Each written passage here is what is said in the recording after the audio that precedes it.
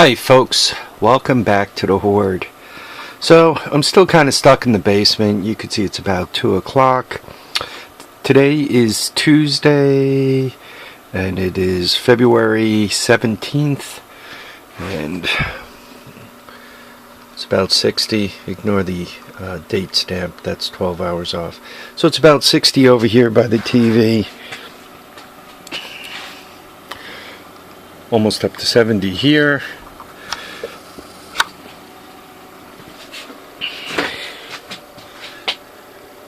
.6.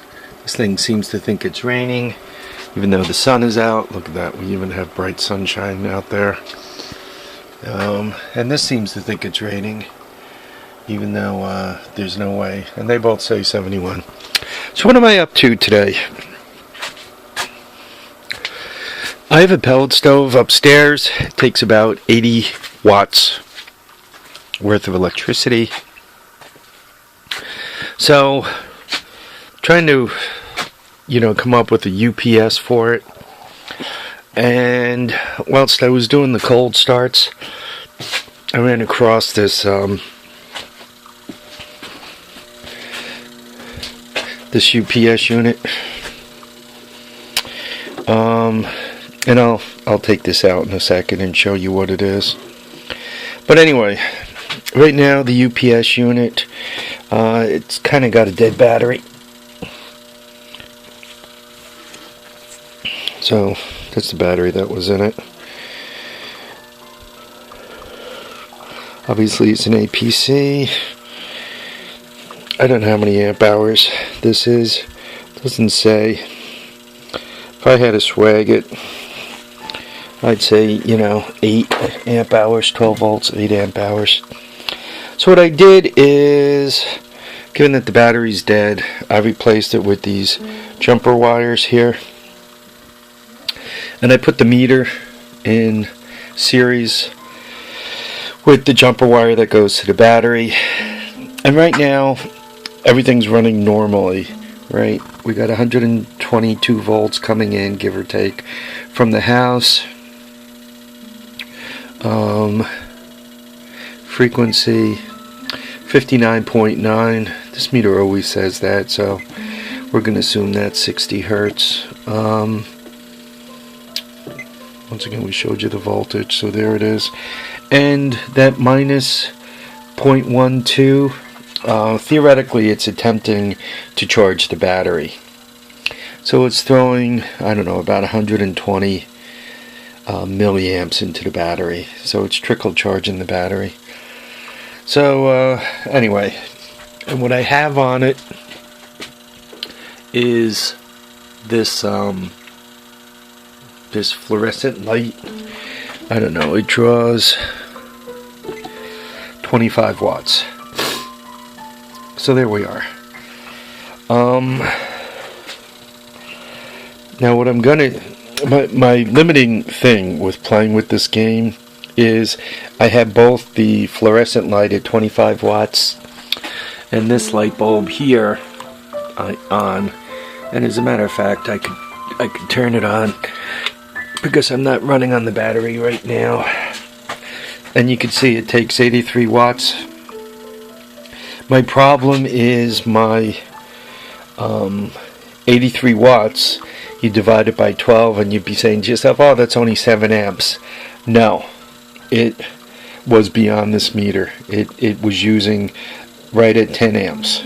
So it actually, this thing uses 30% more power, so to speak, than you're putting out. So once again, at 84 watts, I was burning 10 amps at 12 volts, right, which is 120. So you got to figure, once again, these things use a third more power than you think. So if you're sitting there and going, oh well, no big deal, 84 watts, 7 amps, my battery's going to live this long. Wrong. Figure it's probably more like 10 amps, right? Not 7 amps. So These use quite a bit more power than I would think. Anyway, for just the little guy, just the 25 watt load, right? See, 25 watt load. Right now everything's charging, but if I turn off the power to this guy, i.e. blackout, bang, power's off, right? I'm still pulling 24 watts, but look, it's 3 amps. 3 times 12 is 36, right? So once again, it's like 1/3, more. It's quite a bit more. So that's first of all.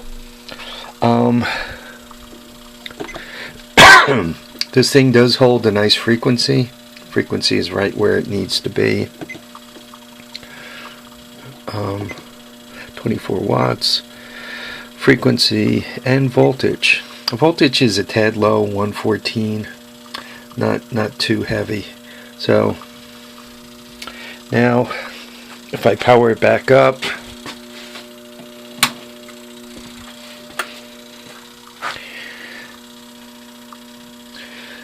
see the 121 volts. You see the minus, it's charging at about a half an amp. If I wait a few minutes, the battery will come up to full charge and it'll be all happy. So let's say, let's turn this light on and this light off. Right, so we're looking at 120 volts. Fortunately, the light's not quite as good. Hertz obviously should be right on the money because we're on household power. And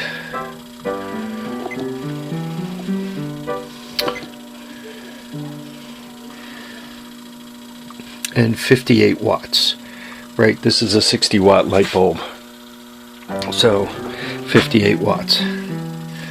Okay, and once again, it's still charging the battery because we took a little bit out of it when we had our own little mini blackout.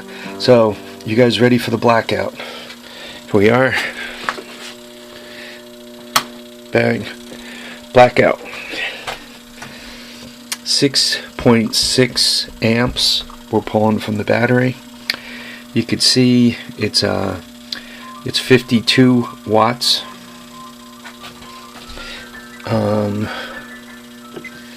Voltage, right, 113.6, and hertz is right on the money. You can see the light blinking because we're at this point running on the battery. See, now we're up at 7 amps, and once again 51. So you could see 7 times 12 is 84, right? And we're even burning a little more than that. So we're burning 84 watts to get 52. So these things are not exceptionally efficient. But the good thing about these things is they were asking $5. I think I gave them $3 for it. So that goes under the land of positive, right?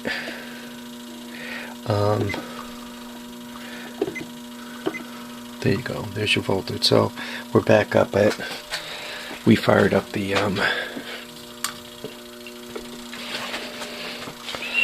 and you can see it's charging at a half an amp, trying to bring this thing back up to par. So anyway, I just wanted to show you guys that. You probably find it interesting as heck. This is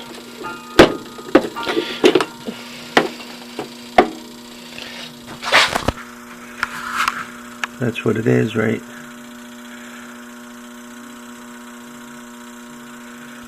And this is a 600, which means 600 volt amps. And what do you figure? I think you figure about 2/3 of that, or 60% of it. So it's probably it's good for about 360 watts. But you could also see by how much power it's pulling, If you're pulling 10 amps on one of these batteries, you're really lucky if these things hold 50 amp hours, right? And you shouldn't pull that much off of one of these. You should, particularly for car batteries, they don't like to be discharged that much. You really shouldn't pull much more than 25 amp hours, which means if you're running like this light here, right, you're using, just for a number, make it 4. You really shouldn't run much more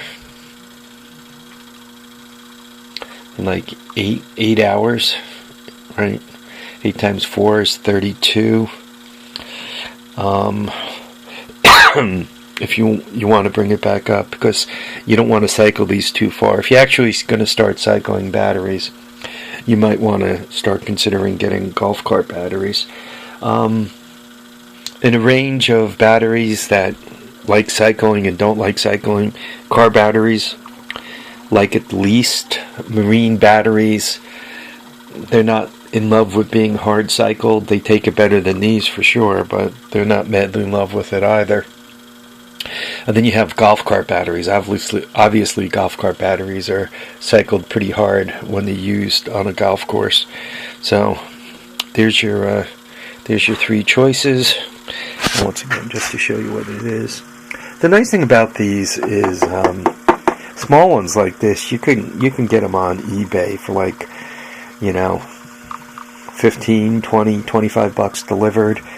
The bigger ones, the like 1,000 or 1.5 guys, you can actually get them for like 50, 60 bucks delivered. I don't know what it pays. I don't know if it pays to buy a cheaper one, and then I don't know if it pays to go with a cheaper one and put the new batteries in it yourself. I like buy one without batteries and put the batteries in it yourself, or if it pays to go with the more expensive guy. I'm not quite sure why this is blinking, unless it's telling me it's charging the battery. Because once again, you look up APC or UPS or battery backup, computer battery backup, any of those searches under eBay, and these come in 3 varieties: brandy spanking new, which they're a little expensive. Used with batteries, they're a little more reasonable, or used no batteries, and but some of the guys test them out for you and guaranteed they're not dead on arrival.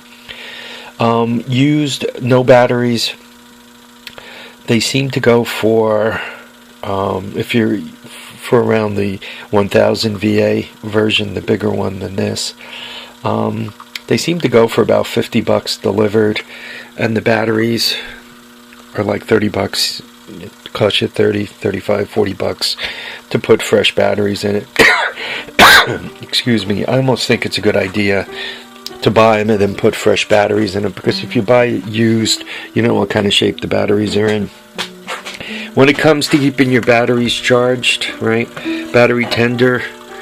This thing is made by Delran Corporation in Florida. There's another Delran Corporation in Florida. They sell these things, battery minder, at Tractor Supply, VDC.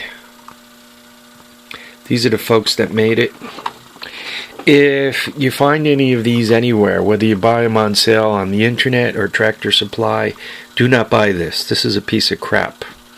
What you should do, if you see one of these at Tractor Supply or somebody selling it at a flea market or whatever,